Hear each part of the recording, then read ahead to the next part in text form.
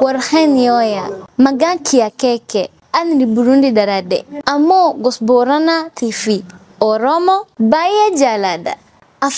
Teacher. Awet? Teacher, astamari mo konni miti tin. Yes, astamari mo konni. Na rampatani re na kartani turtani. Wegatan sigari. Kuta sagaliti na kartani. Ugarai? Uga. Muja sabara pinjane ne gari yuto kola da bobo bide zillande ndur. Lakki sama.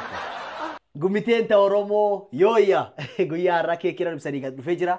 Guyyaa kalee viidiyoo postine maqaa kee kennaa jennee naan maqaa hedduu karibu koomeentii 5,000 gabaafatee jira. Maqaan sunini bareeddu, caaltu, sabuuntu takka malee hedduu. Maqaan kun cuftiinu maqaa akka malee miidhagaa tokko. Tanaaf maqaa sadeen kan keessa maqaa tokko siif kennuu fe'en. Tanaaf viidiyoo tan keessatti mee maqaa sun sadeen keessa tokkisii hammatiin tana obbaasa fi ka tokkotti tanisii fudhattuuti. Keekee. Oye chumeta. Oye dime. Oromotia, akabale sijalada. Akabale sanjalana. Ashama arkafuni kabajamtoota daawwattoota seenaa koo YouTube fayyaa keessanii nagaaf jaalalli waaqayyoo bakka jirtanitti isiniif haa ta'u ani nagaa koodha sooyinaan keessan bareedduun keessan bareeddu Oromoo anirre. Anna bakka jirtanitti nagaaf jaalalli waaqayyoo isiniif haa ta'u jecha. Maaf maqaa suni siyaam. Aramboda maganki ya bareeddu. Gafa Oromoo bareeddu. Maqaa kee kenna rakis. Argitanii. Ya rakkisa yen dallanini. Argitan kanatti mee ijoollee kana Wana ninde. Ente maqaa sun siire. Gumi Oromo na mogas. Gumi Oromo ti maan jechuu barbaade. Baye sinjalada galatoma.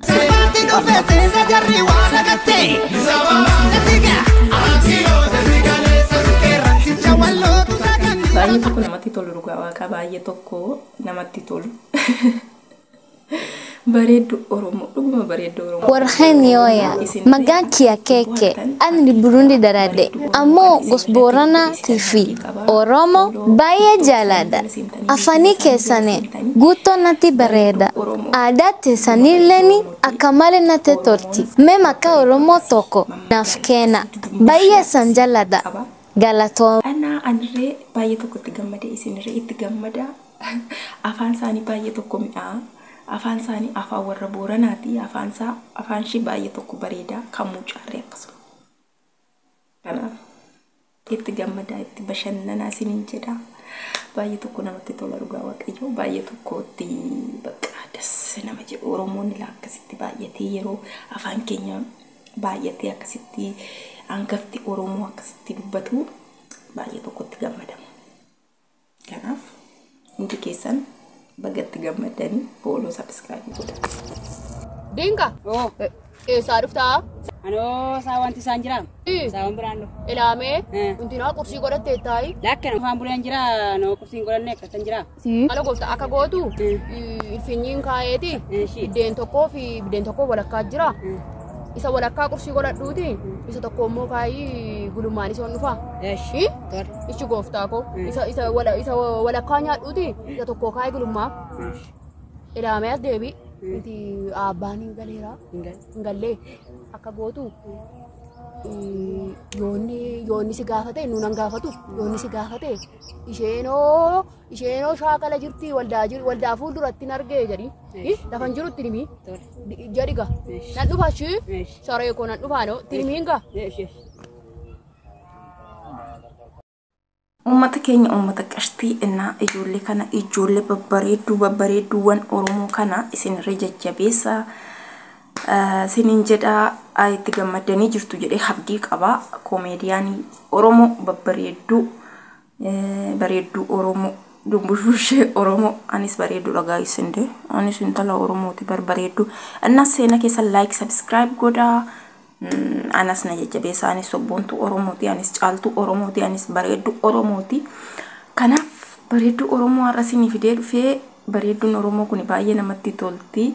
Afaan shirree baay'ee tokko miidhagaa akka kun daa'ima reefu akka daa'ima kun reefu afaan hiikkattu akkasi afaan shi baay'ee tokko namatti mi'aa baay'ee tokko bareeda. Burundi darade. Innaa ijoolleen akkasuma afaan biraa afaan hin beeknerree akkasitti afaan bara akka bareedu Oromoo kanatti maqaa isinii kenninaa. Oromummaan silaa kan keessanii maqaa moo nuti moggaasu hin dadhabnu. Inni maqaa boggaaftee suni hundi keessaniyyuu galatooma bareedu Oromooti maa calarti silki. Kanaafiyyuu bareedduu Oromoo ammas akkuma sitti bareedetti akkuma Oromummaan kee sirraa calaqqisetti akkuma Oromummaan kee akkas miidhagee bareedee addunyaatti mul'isaa jirtutti ammas Oromummaa keen itti fufisiin jenna bareedduu keenya dumbushee teenya caaltuu teenya sobboontuu teenya maal siin jennaree kan biraa waan ofii keenya isiniin jedhaa uummata qashtii isinirree anas na jajjabeeffadha bareedduu keessan bareedduu Oromoo shuuf albareedim እና ከሰን ስንኝ ጀራ ኡመተ ቀሽቲ ኡመተ ነጋ ቦራኒ ድሩኒ በሬዳ አፋን ቦራናኒ ማያ አንጋፋ ኦሮሞቲ እንዲ ከሰን ዩኒ በሬዱ ኦሮሚያን ኩታን ኩደ ቶኮ ጋሩሙ አንጋፋ ዮ ከበጀን አቺን ቦደሞ ገራ ገጀላት ገደርቡ ደካይስ አሲውሌስ አሲገደስ ከበጁን አዳፍ ዱዳ ኬኛ ስንኝ ጀዳ አኔ ሶፊ ከየ ከሰቲ አከናት በሬዴ ኡፌጅራ Kanaafuu seenaa keessanis jajjabeeffadhaa bareedduu Oromoos jajjabeessaa Oromoo kutaa 11 muluu bakka jiranitti jajjabeessaa isiniin jedha. Seenaan keessan har'aa komeediyaan babbareedoo kana miidhagoo kana isinii fiddee dhufte akkatti bohaartan abdii qaba. Seenaa keessan like, subscribe, share godha. Ani kom ijoollee maal seetan ani madaamii dhokadhee waan tokko atee isinitti hima. Gaafan immoo free time qabaadhe immoo biyya koo galee rabbiin jedhee wantoota babbareedoo bosonoota gaarreen bineensota maali kan biraa daa'immoota waa tokko isinitti agarsiisa. Ammaaf garuu ani gwaada namaa keessan jira waan ta'eef ana subscribe like na godhaa hin dagatina. Okay like subscribe gochuu hin dagatina. Ani gaarreen baaleefaa gaarreen cilaalofaa gaara cillimofaa gaara ijaajjifaa waan akkasii isin agarsiisa guyyaa gaafa rabbiin jedhee biyya koo galee jechuudha hin qallatu.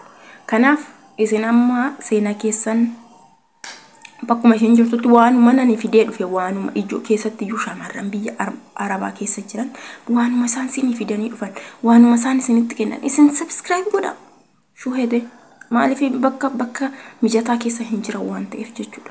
Kanaaf iyyuu nutis akkuma bareedduu Oromoo maqaa barbaanna moggaasa barbaanna isiniin jedhaa uummata qashtii ola bulaa dibana isiniin jaaladhaa viidiyoo har'aatti akka bashannantan akka jaalattan habdii qaba. Kanaaf iyyuu waan ofii immoo abbaatu jabeeffataa bakka jirtanitti nu jabeeffadhaa. Ayisuufi laal na akkasiitti uummata qashtii nagaan hoolaa nagaan bulaa bakka gaarii hoola bakka gaarii bulaa bye isiniin jaaladhaa.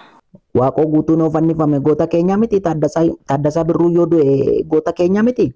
Tarii kana booda ka'anii waan gaarii yeroo lubbuudhaan jiran hojjetan sana hin balleessanii jechuudha. Kanaaf itti amanna. Walaloo Zalaalama Barraa tokko sii jedha. Waggaa 10 meeqan dura dhaggeeffadhe. Waan akkasii kun isa rakkiseetu beekta. Akkamittiin caalii akkamittiin gurbaana dhaga'uu diddaa'edha.